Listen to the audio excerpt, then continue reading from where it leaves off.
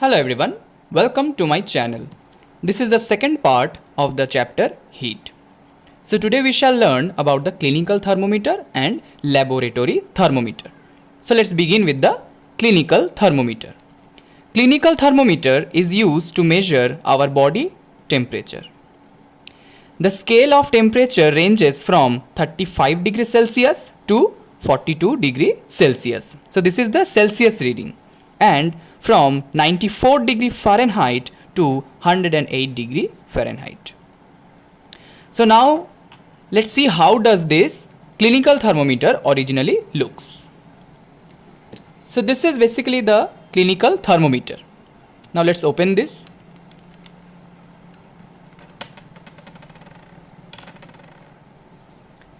So as you can see, according to the picture, this is the clinical thermometer that is used in our house to measure the body temperature when we suffer from fever. Okay. Now, the temperature of human body always remains within this range, that is between 35 degrees Celsius to 42 degrees Celsius. A clinical thermometer has a long, narrow, thin glass tube with a bulb at one end. So a clinical thermometer has a long, narrow, thin glass tube with a bulb at one end. So this is the bulb of the clinical thermometer, and this is the long, narrow glass tube. The bulb contains mercury. A fine thread of mercury can be seen outside the bulb. So this is the fine thread of mercury that we can see outside the bulb. There is a narrow constriction or kink in the capillary tube just above the bulb. So this is the constriction or the kink. Now what does this mean? See here. In this thermometer, this is the kink, or this is the constriction or a bend, a type of bend in the thermometer like this, as you can see. So this is a narrow there is a narrow constriction or capillary in the kink in the capillary tube just above the bulb. When the mercury expands, it pushes through the constriction, but when it is taken out of patient's mouth, mercury doesn't go back to the bulb. So what is the utility or importance of this kink or the constriction? It helps us to measure our body temperature. Suppose when a person is suffering from fever, what we do to measure the temperature of the body, we use this thermometer either under his tongue, that is inside the mouth. We keep this bulb under his tongue, or we use it, or we place this bulb under the armpit or underarms of a person.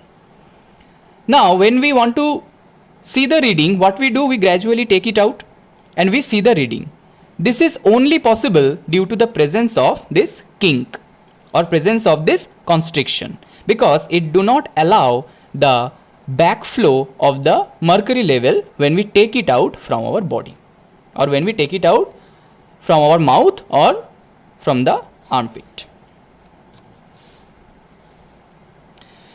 So when mercury expands, it pushes through the constriction, but when it is taken out of the patient's mouth, mercury does not go back to the bulb. So the doctor can read the patient's temperature easily.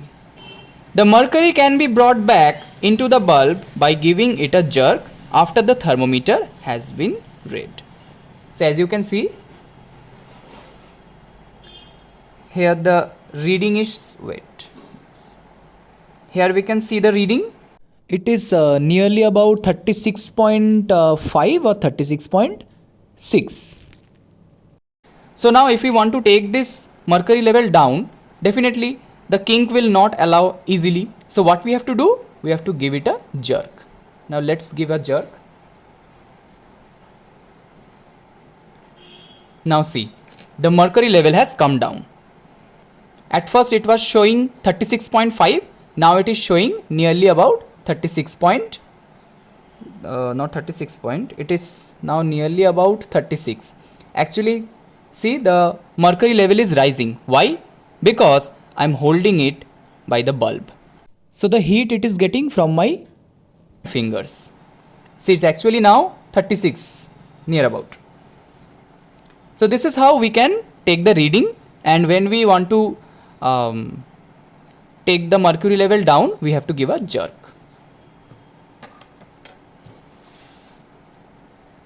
Reading a thermometer and measuring temperature. Take a clinical thermometer and hold it horizontally with reading scale towards your eye. So definitely when we want to measure the temperature, at first we have to check the initial reading before measuring the temperature of a person.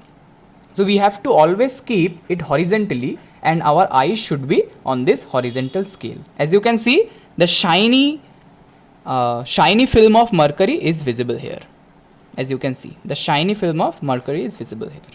So we have to keep our eyes horizontally, not in a tilted position or from any other angle. We have to directly see it horizontally. I mean, we have to take this in horizontal position and we have to look into it vertically. Do not hold the thermometer from the bulb. As I was doing, that I was holding the thermometer by the bulb and it was measuring my temperature. And it was intentionally done so that you don't make the same mistake. Okay. Do not hold the thermometer from the bulb. Rotate the thermometer slightly clockwise and anti-clockwise. By doing this, you will see a shiny, thin, silvery thread. As we can see here, by rotating it clockwise, anti-clockwise, we can see the silvery thread or the silvery film of mercury. The end of silvery thread shows the reading of temperature. If mercury lining ends at 37, the reading is 37 degrees Celsius. So as we can see here, the mercury level is now at 36.2. So it is showing the temperature 36.2. Similarly, if the mercury level stays at 37 degrees Celsius, that means the temperature of the human body or any temperature, it is showing 37 degrees Celsius. Wash the bulb end of thermometer with an antiseptic solution. So definitely, to avoid contamination, we should always clean this bulb of the thermometer by using antiseptic solution. Give 2 or 3 jerks slightly. By doing this, the mercury level would fall, as we have discussed previously also. Take out the thermometer and read the temperature. The normal body temperature of human body is 37 degrees Celsius. This can differ from person to person. Now, precautions to be observed while reading a clinical thermometer. Read the thermometer keeping the level of mercury along the line of sight. So, we always should remember this, that while reading the thermometer, keep the level of mercury along the line of sight. Line of sight means we have to keep it horizontally and our eyes should be vertically on the shining thread of mercury. The mercury level should be below 35 degrees Celsius. The temperature should not be held by the thermometer should not be held by the bulb while reading it. So definitely we should not hold the bulb, okay, because that will measure our body temperature. The thermometer should be held with care. If it hits against some hard object, it will break. Definitely the thermometer is made up of glass, so if it hits any object or any hard surface, it will break. It should be washed with an antiseptic solution before and after use. So these were the precautions that we discussed. Now, we will learn about laboratory thermometer.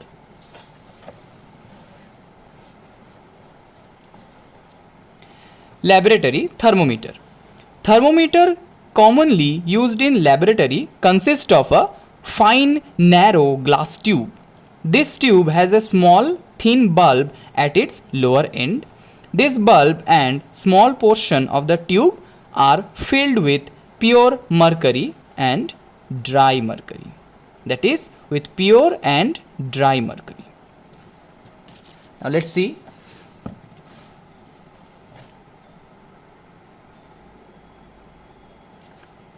So this is the diagram of laboratory thermometer.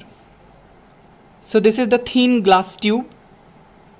This is the thin glass tube and this is the glass bulb or the thin glass bulb that is present at the bottom of the thermometer.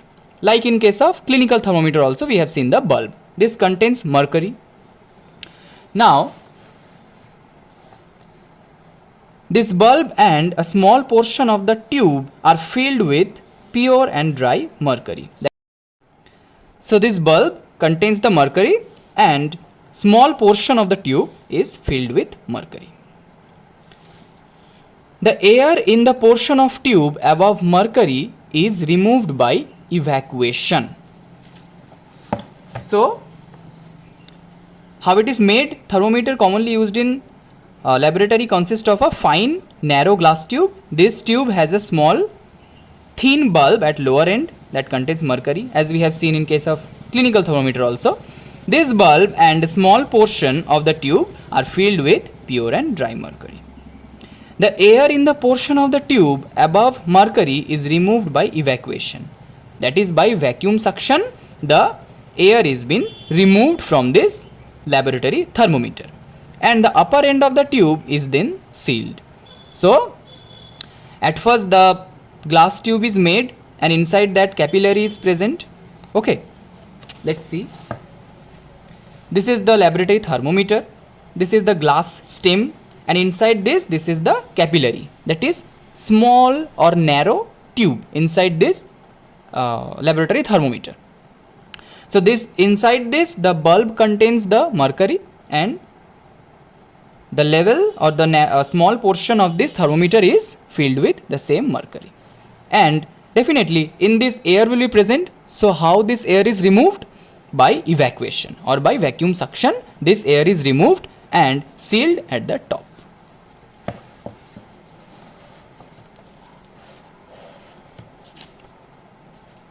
Okay. So the portion of the capillary tube above the bulb, commonly called stem, is graduated. Graduated means marking, that is marked by several divisions.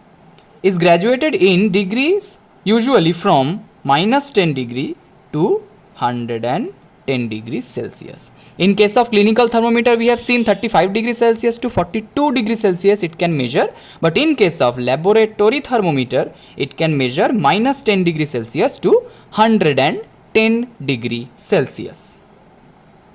The bigger marks normally read 1 degree.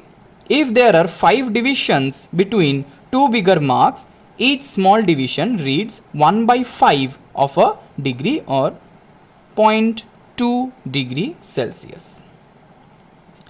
Such a thermometer can be safely used for measuring temperatures between 0 degrees Celsius and 100 degrees Celsius.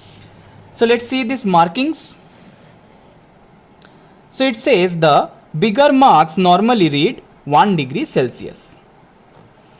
So as you can see here, marks -10 degree. So this will be -9 degree, -8 degree, -7 degree, -6 degree, -5 degree, -4, -3, -2, -1, 0. So this bigger marks normally read 1 degree Celsius. If there are 5 divisions, if in this thermometer there are no minute divisions between 1 degree Celsius is seen. If there are 5 divisions between two bigger marks, each small division reads 1/5 definitely, because if there are 5 divisions, see here, if there are 5 divisions between 1, 2, 3, 4 and 5, if there are 5 divisions between these two bigger marks, definitely one division will be 1/5, that is 1 out of this 5 division. So it says that it will give 1/5 degree Celsius, means this reading will be 0.2 degree Celsius. But in this thermometer, as we can see here, it is not that much finely divided.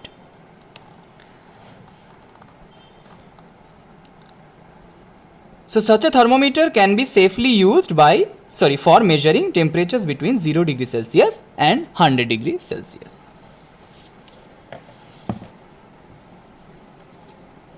Now let's go through an activity. Activity 2. To measure the temperature of water using laboratory thermometer. Materials required: laboratory thermometer, water and beaker. Quite obvious. Procedure: take some water in a beaker, take a laboratory thermometer and immerse its bulb end in water, holding it vertically.